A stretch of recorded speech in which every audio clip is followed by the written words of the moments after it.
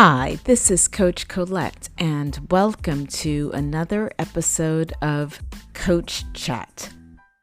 Well, we are rapidly approaching the holidays and the end of the year, and if you're anything like me, you have probably begun to wonder, how am I going to spend the holidays, and who am I going to be able to spend that time with? Now, even before all of this, we know that COVID-19 and the pandemic has played a huge part in how we are socializing, how often, where, how, and in what context. And we all have likely been thinking a lot about social connections and how that impacts loneliness. There's even a growing body of work showing that loneliness makes you more likely to fall ill. It seems to prompt chronic release of hormones that suppress healthy immune function. And biochemical changes from loneliness can accelerate the spread of cancer, hasten heart disease, and Alzheimer's, or simply just drain the vitality out of us. And yet, loneliness is subjective. One person could spend an entire day or even a week alone and be fine, and yet someone else can feel very lonely. So I thought it was great time to have a conversation with Kat Vellos. She's a connection coach, user experience designer, and author of 2 books on adult friendships. So you're going to hear some interesting conversations and discussions about our personal experiences with friendships, as well as the work that she does to bring people together to form authentic relationships, real connections. So get ready and listen up to this Coach Chat with Kat Vellos.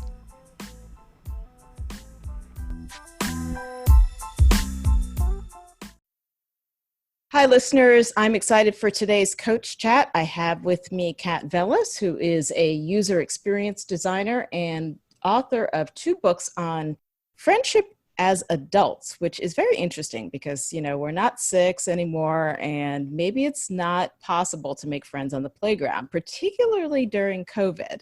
So I think her books are really exciting. They are We Should Get Together and Connected from Afar, which again, given COVID and the pandemic and all the things that are happening in the world, we really can use some of these lessons. So welcome to the podcast, Kat.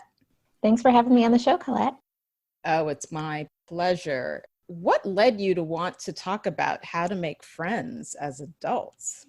This really came out of my experience moving to the Bay Area 6 years ago. I'd already moved around quite a bit in my life, different countries, different states and cities, etc.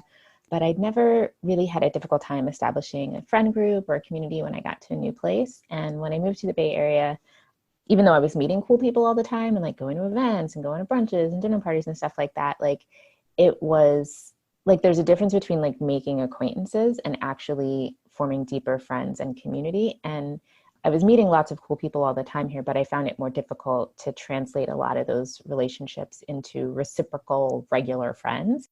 And when I talked to other people about that challenge, they told me they were having the same challenge, and dozens and dozens and dozens of people would mention this whenever I bring it up. And so I eventually started hosting a bunch of events and gatherings for people called Better Than Small Talk. And out of that came really the inspiration for this book, because it was a problem that I just saw tons of adults having. And the more I dug into the research, I actually discovered, that the United States and parts of other parts of the world as well were in this loneliness epidemic, and just the increasing rates of disconnection and isolation that people were feeling during adulthood because of people lacking quality friendships and community. And so as a user experience designer and researcher, one of the things I do is help understand how people face challenges with certain tasks or goals that they have, and then research and design better solutions for those problems. And so I saw adult friendship as something that really fell into that category, where we needed more guidance and really well-designed solutions that people could use to establish friendship and community. Thankfully, I've been here, like I said, 6 years, and I'm no longer in exactly that same place as I was when I was brand new in town, but I really care a great deal about community and friendship because friends have been like my chosen family, and I want everybody to be able to access the friendship and community that they want to. That's amazing. And what I'm hearing a lot of in what you're sharing is meaningful, relevance, authentic friendship, right? As opposed to maybe superficial, or I don't want to say casual, because you can be casual friends, or maybe you have a different thoughts on that, but it's that sense of, are we really connected? Does this person have my back, if you will? Is that a fair? Absolutely. Yeah, definitely. That's part of it. Because we can have casual friends with whom they have your back and you have their back. And unfortunately, what too many people have is a really high number of superficial connections or superficial relationships. And again, that doesn't necessarily mean like bad. Like it's necessary to have loose ties, but many of us have too many loose ties or weak ties and not enough strong, tight ones. Right. And what does that do if most of our connections are loose versus strong? How does that impact us? It does a lot of different things. So one is it gives this illusion of connection, but then in a time of real need, there's this sudden crisis of disconnection where, one of the questions I would often ask people is, if you got really sick in the middle of the night and you needed to go to the hospital, like who would you call? And, a lot of people just said like they would call Lyft or Uber to take you to the hospital. And I would like, who would visit you in the hospital? They're like, I don't know. And another colleague of mine who does similar research in the community around connection had like a respondent to a survey say like, I know tons of people who I can go get a drink with, but nobody who would be there for me in a time of need. And that's what I mean when I say like we need those people who will be there not just for, margaritas or like chit chat or to talk about the TV show, but actually who would be there like if you had a crisis, whether that was a health crisis, an emotional crisis, a physical crisis, like who do you feel safe reaching out to, asking for help from, crying with, like really being vulnerable and being yourself with, because those are the really resilient sources of social support that allow us to feel mentally, spiritually, emotionally well, even when we are not in crisis. You understand what I mean? Yes, absolutely. And it's interesting when you were speaking about that question, who would I call? And I always add to that caveat, besides my parents, because I'm fortunate to have my parents. And ironically, many of my stronger ties aren't in New York City. And so that is something that I struggle with in some ways, right? Like, who are my ride or dies in New York City? I know outside of New York City who I can, it's like boop, boop, boop.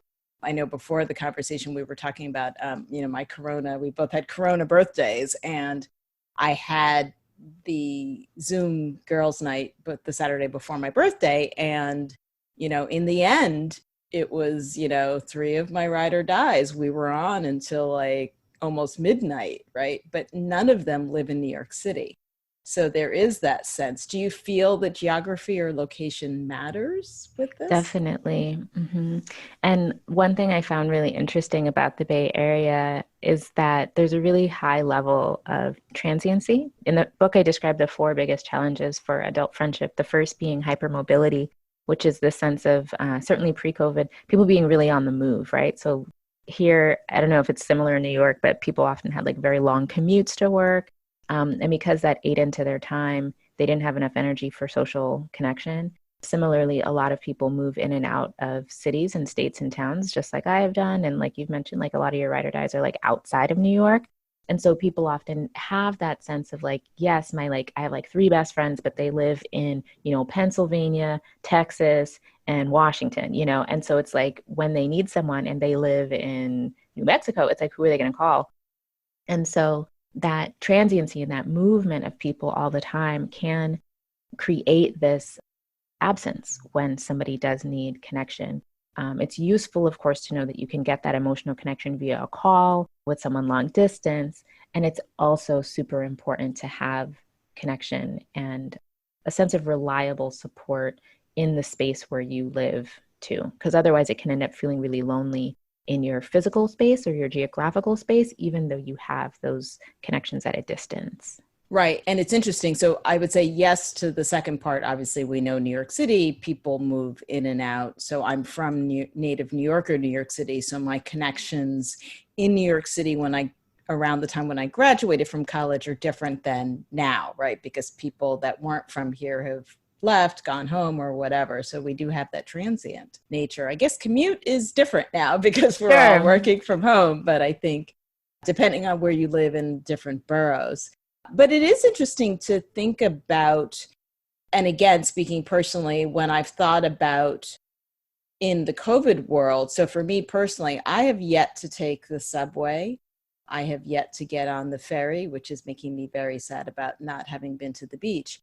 So then geography has really been important. So I have had 2 in-person connections within the last couple of months, one of whom is a friend who lives, like we live within walking distance, right? So so that is strengthened. And then one who lives in New Jersey, but she was driving to come to Brooklyn. So that's how we connected. So I see that sense of geography. So should I just be like standing on the corner in Brooklyn being like, hey, who wants to be my friend? Like, how do I increase, or how do we all increase our, I guess, physically close friends as well as our distant friends? Yeah, I'm really glad you brought this up. So in the book, I also, in addition to the 4 big challenges, I also talk about the 4 seeds of connection. And one of them is proximity. So certainly in time of COVID, I've heard New York, a lot of people have been moving out of New York too, like leaving. And here in the Bay, that's also very common. It's like people getting out of big cities because they're like, well, what's the point if I'm not going to be able to use any of the benefits of the city? And so a lot of that transience in that movement is still impacting people, even if they don't have a long commute because they're working from their kitchen. Well, if you move to a new state or a new city, or you find that your friends have moved away or you can't see them because of COVID, you're still feeling that impact of that transiency and that mobility geography challenge. In the book, when I talk about proximity as one of the 4 things that helps knit people together and help them cultivate those friendships, is a really, really big one. And I think it's often gotten kind of short shrift because of technology. You know, with the internet, we can connect with anybody around the world. And so, you know, most of the people who are probably connected to our social media accounts, you know, when you think about your friends or followers, do any of those people live within like a 10-minute walk of your house? Like maybe, but probably not. And so I'm a really big advocate of going hyper local and really focusing, like kind of bloom where you're planted, is like really get to invest in proximity, because this is one of the things that makes a friendship reliable, is when you can walk to each other's house in 5 minutes, or, you know, if you were in trouble, like it would be no big deal for them to come over or to bring you something if you were, you know, really sick and you needed food delivered or something like that. Like there's someone who can look out for you, who doesn't have to get on a plane to get to you. So in that section of the book, I have a bunch of different activities and kind of audits and skill building things that people can do to cultivate more friendship in close proximity. So one of the ones, obviously, that seems quite obvious, I advocate for is neighborliness. I am a huge fan of, you know, I want to live in Mr. Rogers Town. Like I want to be a good neighbor and I want to have good relationships with my neighbors as well. And so I ask in the book, like, can make a list of how many people you can walk to within 1 minute, 5 minutes, 10 minutes. Who would you need to take a mode of transportation, like a car or a train or something, to get to in 30 minutes, and who lives over an hour away? And when you look at the list of who's nearby, if it's really short, invest in that. You know, have you introduced yourselves to your neighbors? Like, beyond just like, oh, hey, this is my name. Okay, that's your name. But like, have you tried to get to know them? Have you had a conversation with them? Have you been generous to them, not expecting anything in return? These are the kinds of things that build a connection from nowhere. And it takes effort and courage and vulnerability to do that. But if we don't do it, then all we have is like people living next door to each other who all feel isolated or disconnected and don't feel like they can call on each other if they needed help. That's very interesting. I think about it I haven't had, I mean, aside from hello, goodbye, right, there are people in the building, but I don't have, I would say, a close connection with anyone that lives in my building, which is different because I can remember back in the day when, and I noticed this, and I don't know if your research shows this as to if there was this particular time when this shifted, but I can remember that, again, being out of college, recent grad, living in New York City, where you would get together at someone's apartment, right? So you'd be like, all right, I'm going to go grab a whatever from the store and go hang out at so-and-so's house for their birthday. And then maybe afterwards you might go out. But then it seemed like then it shifted where now birthday parties, it was all about, okay, we're meeting at this bar, we're meeting at this restaurant, this location. And so I can remember in my old apartment in Brooklyn, I remember having people like having birthday parties in my apartment. I remember like, so, okay, I'm totally dating myself, like switching like, to get the colored light bulbs so we could have like the party atmosphere or whatever. And then all of a sudden it was like, oh no, we don't do that anymore. We just, okay, everybody meet here. And, we've got this section or we've got this table. So I don't know, have you seen any data around that? Yeah. I write about this in the book as well. And that trend towards meeting outside the home, replacing the meeting inside the home, is one of the things that I don't classify it only as like a quote unquote like all bad thing, because of course it's delightful to go to a restaurant or a bar, support local businesses. I think that's great. But the default, when we make that the default and make our personal spaces kind of off limits, it creates distance, honestly, in a relationship. And I think it creates intimacy when you say to someone, like, I want to share my space with you. And, you're sharing your space with me. And so that is one of the things I write about in the book. And of course, right now we're in COVID, like it's a little weird. You don't necessarily want to have everybody over in your house. Please do not have a party in your house right now. That's a really bad idea. Obviously, I care about emotional well-being, or I wouldn't have written a book about friendship, but I care about physical well-being more. Like in the hierarchy of needs, you need to be alive in order to have friends. So please do not have a party.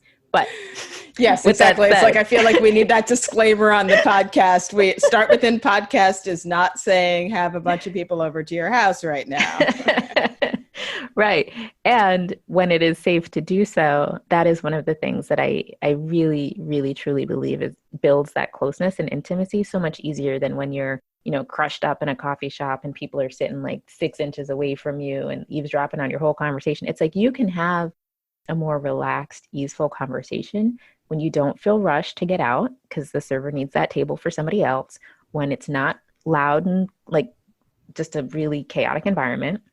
And when you're not like packed in like sardines with a whole bunch of other people. So I really, really, really value that. And when it is safe to do so, that is one of the best things I recommend people do.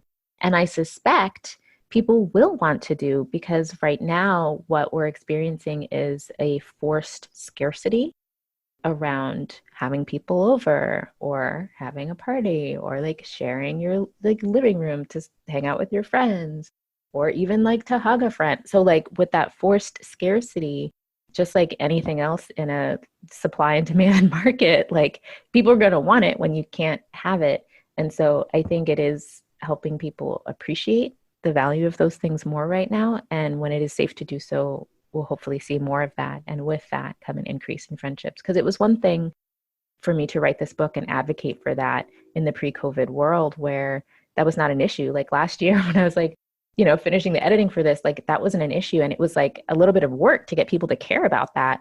And now suddenly like everybody gets it. We're like, oh, when you can't see your people, life is not as good. So make time for your people, make space for them in your life. So you were a visionary and didn't even know it. So you, Zoom, who else were? No, just kidding. I saw this before it was happening. I'm sure you recognize that another aspect of this podcast is talking about supporting BIPOC leaders and communities of color. And so I wondered if any of your work has looked at this, given the social injustice and unrest that's happening in the country. How do friendships, connections play into all of this?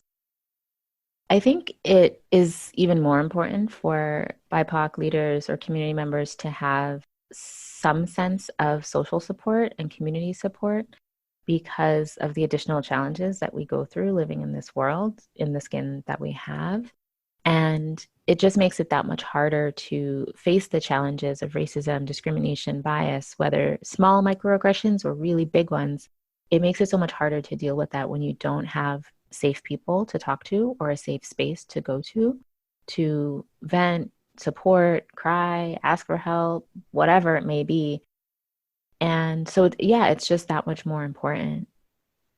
Right. And you mentioned safe spaces. So is there something that you are doing or that your team is doing or that you are looking at around this? Because I think it is, like you're saying, particularly I'm thinking of maybe because we know in the workplace, I'm thinking of people that are the onlys in, I'm sure you've been that in a workplace environment, and perhaps even in where you're living, right? I'm living in Brooklyn Heights, which is, Brooklyn overall is diverse, but, in New York City, we have our pockets of where people live. So even thinking about, right, where are my friends? And that's not to say, I don't have friends that aren't Black, but like, how is it that we do create these safe spaces and safe communities if we may be the quote only in a particular situation? When I've been in situations like that, sometimes like a safe space, it doesn't have to be we often think of as like a room or like a place.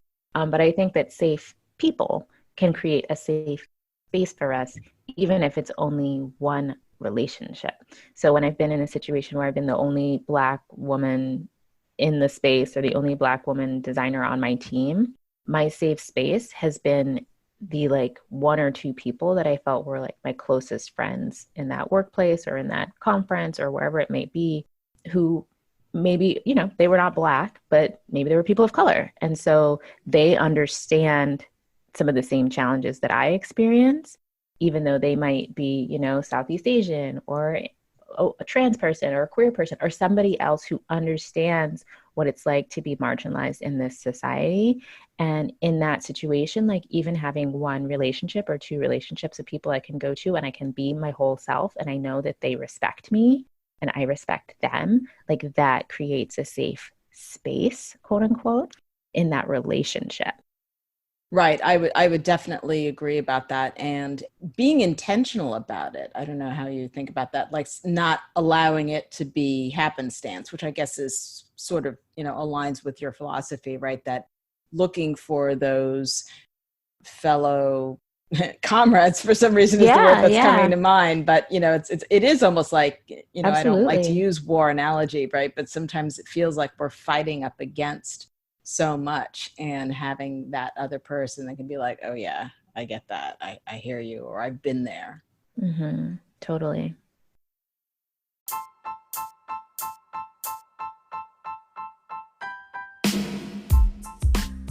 So what do you think of the episode so far?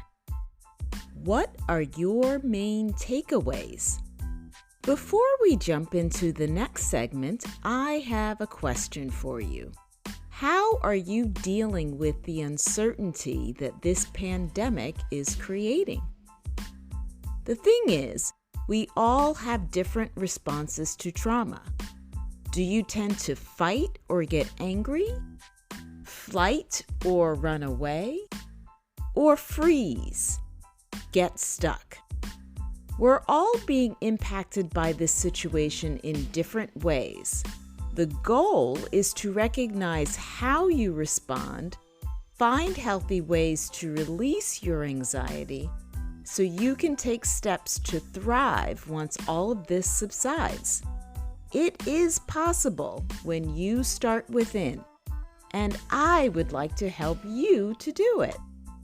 You can visit my website, startwithincoaching.com, and at the top, click Start Here to schedule your complimentary activation call.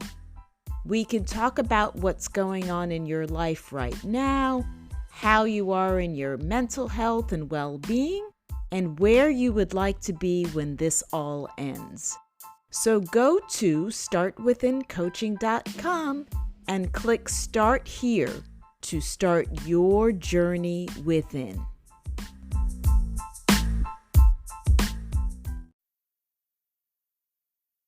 So I'd like to switch gears a little bit because I know we've been talking a lot about social connections and social support. What are some of the things that you do to maintain your own personal health and well-being? Well, one thing that's really important to me clearly is friendship. And so having time to connect with a friend, even if it's not every day, if it's a couple times a week, like making that a priority is really important. And also managing that in a way that respects my energy level. So I'm an introvert. And so it's funny, people are often surprised that I'm an introvert and I care so much about social wellness. And it's because as an introvert, I get drained by a lot of social interaction. And because I get tired from it, I want it to be really high quality. So I care a lot about social well-being and really meaningful interactions. Because if I'm going to get tired from chit chat or tired from a deep conversation, I'm going to want the deep conversation because that's so much more fulfilling. And so with that, making time for a meaningful connection each week is really important. Making time to connect with one of my close friends who gets me. We never have to do the preamble warm up. I can just launch into the thing. She could launch into the thing. It's like we're there is really important. And I also have been taking care of myself, not just with those kinds of interactions, but also giving myself a break from devices when I can. A lot of people have defaulted to using Zoom for everything. And I use Zoom for especially a lot of the community groups that I run. Like people want to see each other. It's meaningful to see another face, especially for the folks who live alone and are quarantining alone. That would be me. Yeah, like, is that nice to be able to see another human even in the screen? I get it. And I really love phone calls. Like I really like just an audio call. It feels in some ways more natural because I can like walk around or move, or I don't feel like I have to have my hair done. Like it's okay. And so taking breaks from screen time is useful. Being in nature when I can is useful.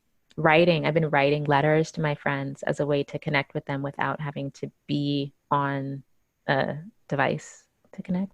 And I love getting letters. So that's been a really sweet way to nurture these connections, even though we're at home. And I run a connection club for people who want that blend of things. So like a little bit of a break from device, connecting with a friend in an analog way.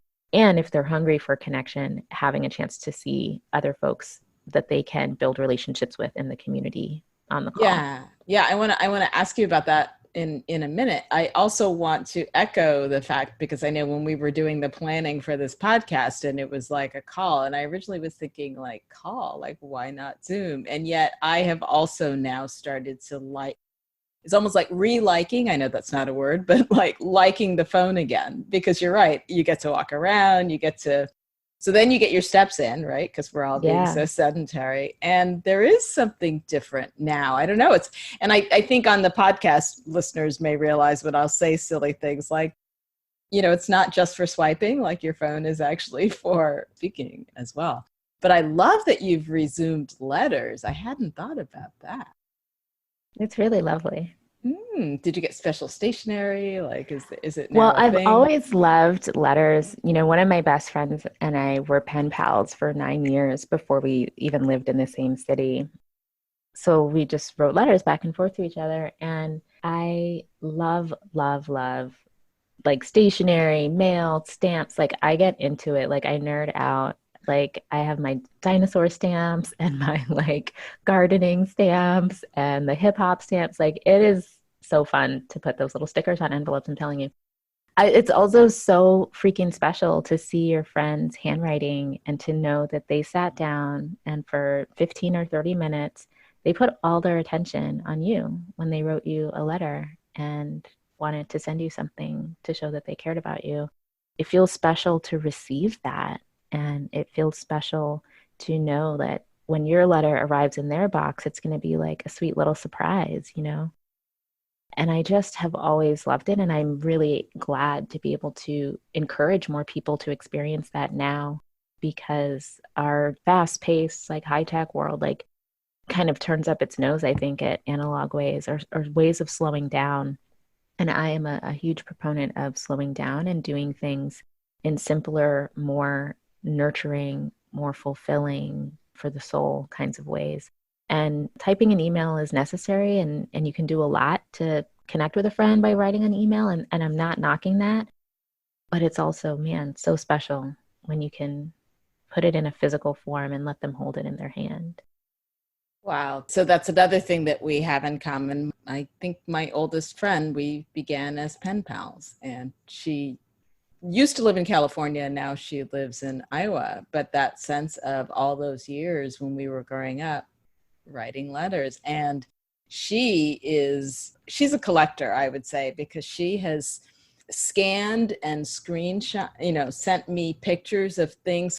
I have now been able to read things that I wrote as a kid because she saved it. I feel so horrible that I can't return the favor for her because, with all the moves or whatever, I don't have all of that memorabilia, but it is amazing. So now not only are we still in touch, but I also get a window into my younger self because she kept all of that information. That's so beautiful.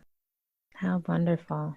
Yeah. And it's so interesting hearing the love in your voice when you speak about writing. I can imagine that your friends that they feel that love when they're getting your letters. Thank you. Cool. I hope they do. So let's jump back to Connection Club. Tell us more about what that is and how that all works. Yeah, so it's a weekly ritual to focus on connection. After reading my book, sometimes people will email me and say, this is really inspiring. I really want to do a better job nurturing my friendships. Or they'll say, I really like this book, but I actually don't feel like I have the friends in my life I'm looking for. Like, where can I make them? And what they want with that is not just to make any friend, but they want a friend who cares as much about friendship as they do. Because you wouldn't read a book about friendship if you didn't care about friendship. And sometimes people are dissatisfied in friendship because they are invested on a level that the other person is not. And so Connection Club is there as a weekly ritual to nurture friendship and connection. The way it works is the first half hour is introvert friendly. So for people like me, who the whole world is, every event in the world is extrovert friendly 100%. At my event, introverts go first. So the first half hour, we spend writing letters to our friends. And I play really great. I DJ some nice chill background music. We have a nice warm welcome for new people when they come in. It's always a mix of familiar faces and new people. And new folks can join at any time. It's not like a weird insiders club where like you'll feel left out. It's not like that.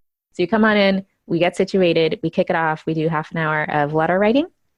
And then the second half hour is extrovert time. So if you want to connect with other people, you want to get to know the other folks in the club, you want to have that sense of familiarity and continuity and like familiar faces and really feeling more connected from a distance with new people who also care about friendship and community and want to have good conversations. So not only talking about the weather or coronavirus, but also saying like, what was a time where you felt really disconnected from a friend and a time you felt really connected to a friend? Like, what was a special memory that you have in your life that you think about but never talk about? I ask a lot of the questions that I used at my Better Than Small Talk event, which is like 300 plus conversation prompts that are designed to evoke connection between people. All of them, FYI, are in the back of the book, We Should Get Together. So if you want to use those in your own life, feel free, get the book. They're all in there. Or if you want to have those conversations with other people and you don't feel like there's someone in your life you can go there with, Connection Club is a place you can do that. And folks, when we do our checkout circle at the very end, one of the questions I ask is like, what are a few words you feel after this experience? And people say things like inspired, connected, motivated, calm, like, apart and together at the same time, like all of the things that we're mutually feeling, but also giving that sense of hope and optimism that even though this pandemic we're in is tough, like there's still moments of beauty and connection and support that are available when you get in the room with people who value this thing at the same level that you value this thing. So all of this talk about connection is prompting me to ask, have there been any love connections that have developed through any of your work? So in Connection Club, not that I'm aware of, it's not a singles club, it's a friendship club. But in another group that I run, which is called Bay Area Black Designers, it's a professional development community for Black designers in the Bay Area.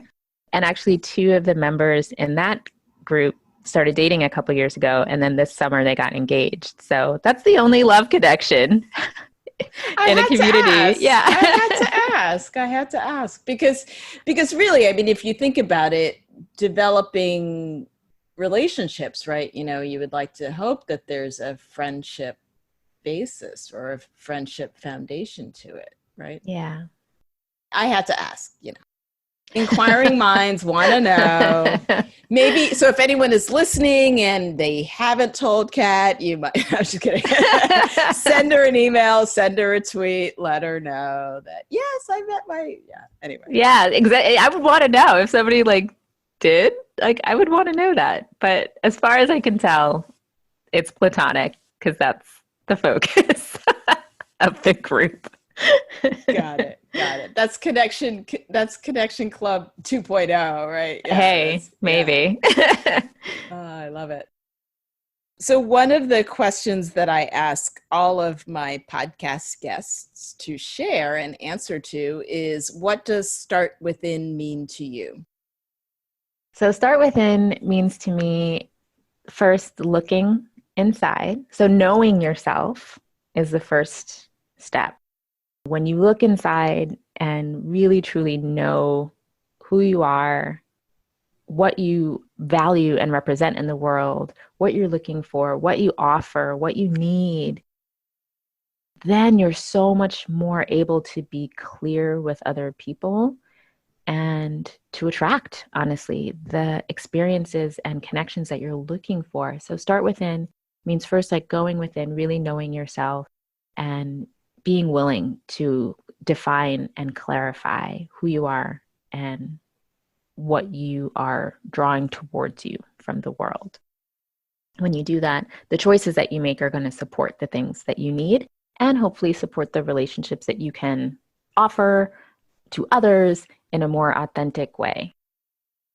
Right. I love that. And I was thinking about tying it into your work, that then, exactly like you said, attracting the right connections and being able to build more meaningful connections as a result.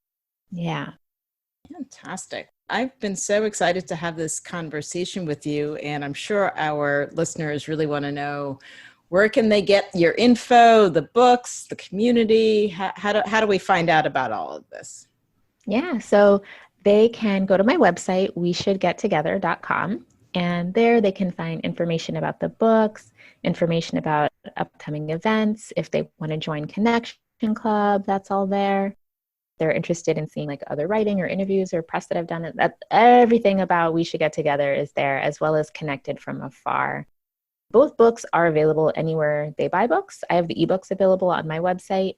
It's always best to get from the author if you're looking for the ebook version, but you can also get it on Kindle or Amazon or Bookshop or Barnes & Noble, any place you buy books. I recommend supporting independent booksellers whenever you can, but do what you got to do. And if you want to connect with me on social media, mostly I post about all my friendship-related content on Instagram. And so my illustrations are there. I post daily prompts and challenges and things like that for people to reflect on and build connection with. So that is at @Vellos_author on Instagram. And if they want to find me on Twitter, it's just @KatVellos. And Twitter is kind of a mixed bag. Sometimes it's my friendship connection stuff, and sometimes it's just me asking people for cauliflower recipes. So, I've seen those. Start within tribe. I was cauliflower, zucchini. She's looking for cooking recipes here. I love roasted cauliflower. I was but I've never made it. So I was I can't help her, but I may have to scroll through and see what there was a lot of good suggestions. Apparently Twitter is a place to go when you need food inspiration. Absolutely. And I love the Velociraptor. What led to that as your name? It's funny. It's a nickname that I made up probably when I made my first Instagram account back, like when it started, because, my last name is Vellos and I don't have a lot, like people like make nicknames out of cat. They're like, oh, catamaran or like catalyst or whatever.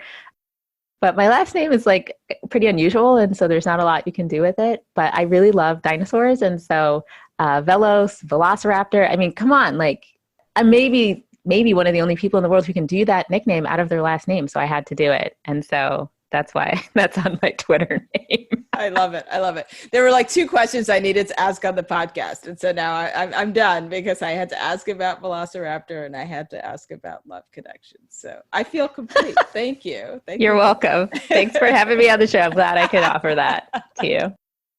No, kidding aside though, really, I want to thank you for sharing so much of you and sharing so much of your thoughts. And I'll say it again, like I really can feel the love that you're bringing to the work. And given all that we are all going through right now, I think it's so needed. So thank you for doing the work that you're doing. You're welcome. Thank you so much for your acknowledgement and for the invitation to share this conversation with you and with all of your listeners. Absolutely. So that's all for now. Start within Tribe and stay tuned for our next Coach Chat episode.